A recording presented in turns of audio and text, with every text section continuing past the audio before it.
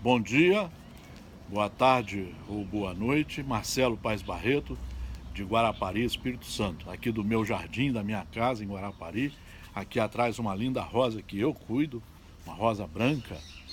Hoje nós vamos, nesse vídeo de agora, dar continuidade ao capítulo 5º do Evangelho segundo o Espiritismo, sobre as aflições. Nós já fizemos a primeira parte, tem um vídeo já no YouTube, e vamos ao segundo.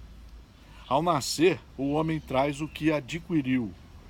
Nasce como se fez. Cada existência é para ele um novo ponto de partida.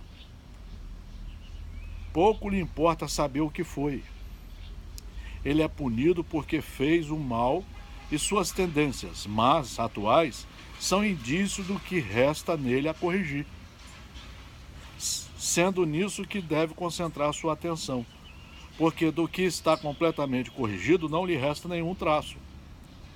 As boas resoluções que tomou são a voz da consciência que o adverte do que é bem ou mal e lhe dá a força para resistir às más tentações. Aqui está o objetivo do sofrimento, da dor.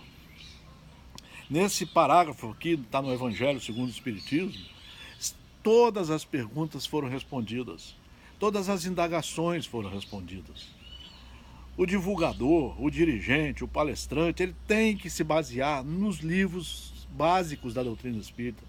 Tem que parar de ficar fazendo palestra querendo ele ensinar. Não, ele tem que ser o tradutor fiel do que nós estudamos. De resto, este esquecimento não ocorre senão durante a vida corporal. Reentrando na vida espiritual, o espírito retoma as lembranças do passado.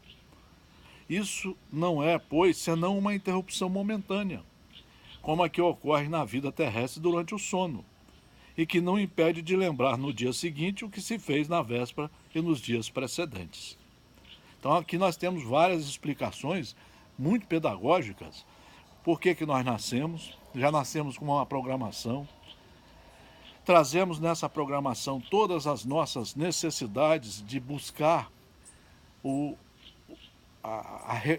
buscar a retificação dos nossos erros, dos nossos atos, e todas as ferramentas para construirmos o caminho do bem, pelos nossos próprios esforços, a nossa inteligência, a razão, o raciocínio, o discernimento, o livre-arbítrio embasado no estudo.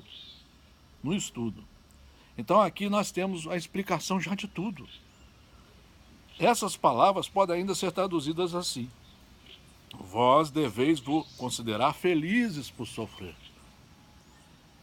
porque as vossas dores neste mundo são a dívida das vossas faltas passadas. Pronto, está explicado.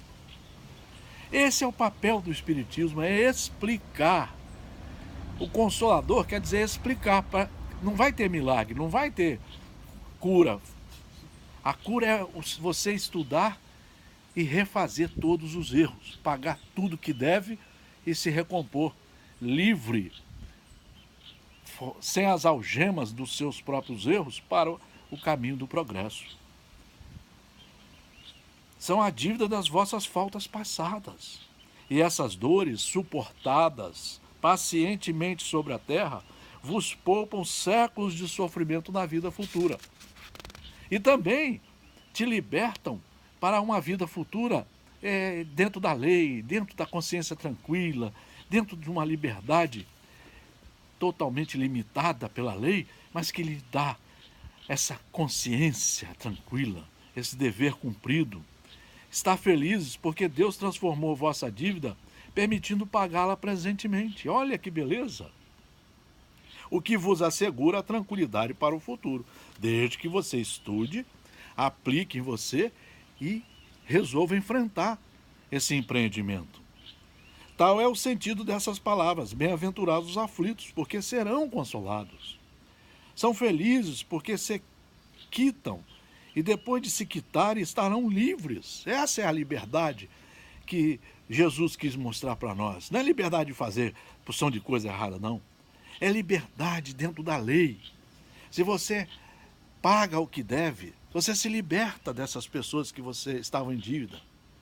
E você fica livre para seguir o caminho do bem, o caminho da luz. Então esse é o resultado desse capítulo maravilhoso, para você aprender a saber o porquê do sofrimento, o porquê da dor, e como parar de sofrer. Parar de sofrer é você estudar e ser um aplicador, um prático das leis de Deus. Aí você não sofre mais, porque você faz só o bem. Você se torna um homem do bem e um homem de bem. Mas com base no estudo. Com base, você tem que estudar. Então, por isso, o Evangelho nos mostra qual o caminho. E mostra para nós que a felicidade, ela não é daqui plenamente, porque você está preparando o seu futuro. Livre, sem as amarras dos erros, dos defeitos, dos crimes praticados. Então nós vamos ver que a infelicidade é a alegria, é o prazer, é a fama, é a agitação vã, é a louca satisfação da vaidade, que fazem calar a consciência, que comprimem a ação do pensamento e que atordoam o homem sobre o seu futuro. A infelicidade é o ópio do esquecimento que reclamais ardentemente.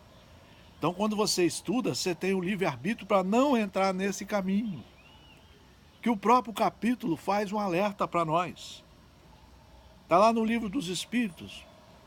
Você seguir a lei de Deus é o único caminho para a sua felicidade. Quando você se torna infeliz é porque da lei de Deus você se afastou. E o Evangelho nos mostra isso. Nos mostra que nós temos que aprender a viver aqui na Terra, fazendo com que nós cheguemos à perfeição, mas pagando todas as nossas dívidas. Aqueles que aceitam seus sofrimentos com resignação. Resignação quer dizer conscientes, estão sabendo por quê. Por submissão à vontade de Deus e com vistas à sua felicidade futura, não trabalham senão para si mesmos e podem tornar seus sofrimentos proveitosos aos outros. Esses sofrimentos podem ser proveitosos a outrem, material e moralmente. Material, se pelo trabalho, as privações e os sacrifícios que se impõem contribuem para o bem-estar material do próximo. Moralmente, pelo exemplo que dão de sua submissão à vontade de Deus. Uma submissão consciente, responsável. Esse exemplo do poder da fé espírita pode estimular os infelizes à resignação, salvá-los do desespero e de suas funestas consequências para o futuro. Queridos amigos, nós estamos vendo então que o Evangelho é o nosso dicionário, é a nossa enciclopédia. Nós temos que estudar todo dia para aprender a lidar com os nossos sofrimentos e a nos escapar deles, não fugindo, escapar no sentido de enfrentamento, de dar a quem nós tiramos aquilo que é deles, de nos recompormos com essas criaturas e principalmente nós aprendermos a não ficar repetindo esses erros que só prejudicam e dizem respeito a nós. Por isso, amar quer dizer primeiro estudar as leis, quer dizer cumprir as leis. Amar quer dizer praticar as ferramentas que Jesus nos ensinou para melhor compreender essas leis. Estudo, fora do conhecimento não há liberdade. Conhecereis a verdade e ela lhes mostrará o caminho correto. Jesus veio nos ensinar como ter paciência, como ser humilde, como ser manso e pacífico, como ter o coração limpo, para um dia chegarmos à pacificação, para sermos considerados filhos de Deus, porque pacificamos a nós e estamos colaborando com a pacificação do mundo.